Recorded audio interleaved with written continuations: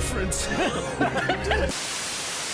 If I had to choose one word to describe the Mario Galaxy movie and the antics around it, I think a mess would be an understatement. As of right now, Rotten Tomatoes has the movie at a 40%, with critics saying that this is the worst thing to ever exist, and the superfans saying that the movie should not be criticized as it is a kids movie. And while I would love to defend this movie, I can't. A decent amount of the criticism is right. The movie is unfortunately content with just being a movie for kids, which shouldn't really be a surprise as this is the same company that has survived off the back of a bunch of clothed M&Ms. Honestly, by Illumination standards, this isn't even that bad. And also, just because a movie has flaws doesn't mean you can't enjoy it. Personally, I'd say I was smiling more often than not. There is a lot this movie does well. For one, the movie looks phenomenal. The models for all the characters look spot on, and the quality of the animation really brings them to life perfectly.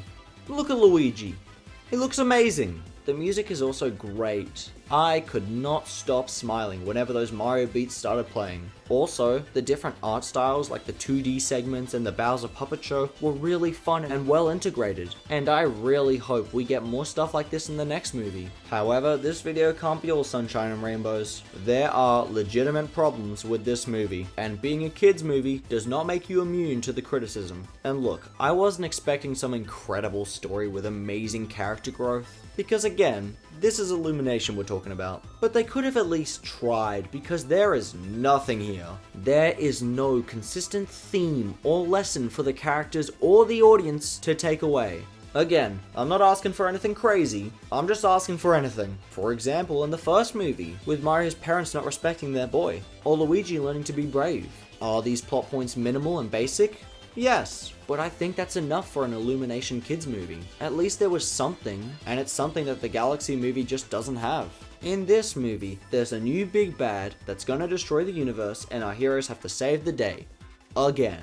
Along the way, Chris and the gang will visit some cool places where he'll say things along the lines of, "Wow, hey Luigi, look at that thing, isn't that cool?" And then the rest of the gang nods in agreement. And that's about it for most of the movie, especially that middle chunk. I think the height of any sort of personal conflict Mario goes through is when he goes for a handshake and not a hug. Ooh, very scary. Luigi and Yoshi don't really have anything to do outside of point at references and fight things. Real quick though, shout out to Donald Glover. I actually couldn't tell he was the voice of Yoshi. Hey. Yoshi. Peach has to save her long-lost sister, Rosalina, who's been kidnapped by Bowser Jr. That's cool on paper, but Rosalina stays locked up for the whole movie, so the two get about 3 lines together. And that's really a shame that Rosalina's just not in this movie, because I think Brie Larson does a great job with Rosalina's voice. Then, we get to the only characters who actually have anything going for them, and for some reason it's the 2 Koopas. I actually really like Bowser Jr. For me personally, he was definitely the highlight of the movie. Not that there's much competition, considering Rosalina and Yoshi have less to do than, but Jr. was pretty good in this, and I really liked the use of his staff in the fight scenes. Bowser, on the other hand, was weird. There was no song this time around from Jack Black, which I think secretly is the real reason the critics were mad. But also, Bowser actually has a personal conflict set up in this movie, that being him not wanting to kill the Mario Bros because he's become their friends. But this is dropped halfway through the movie because, well, he's Bowser. He's always the villain. Like, even in Mario Party, he can't help but be a menace. So, yeah, he had to be the bad guy. So why set him up to be good?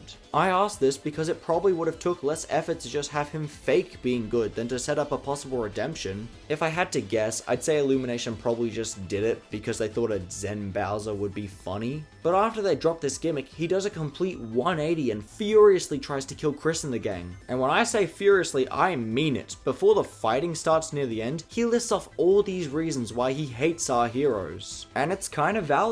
This would honestly be a decent motive if we started like this. But here, it doesn't make any sense because before the final, the last time Bowser and Mario were around each other, the chemistry was at an all-time high. All of this is fixed if he's just pretending to be friends with the guys who stomp Koopas. These characters are all just a step back from where they were in the first movie, and it really is a shame because I don't trust Illumination to try when they make that third movie. I mean, why would they? These movies make $1 billion regardless, just as long as the movie looks good and they show those references and cameos. And oh boy, one of those cameos sure stood out this movie. You've probably already heard about it.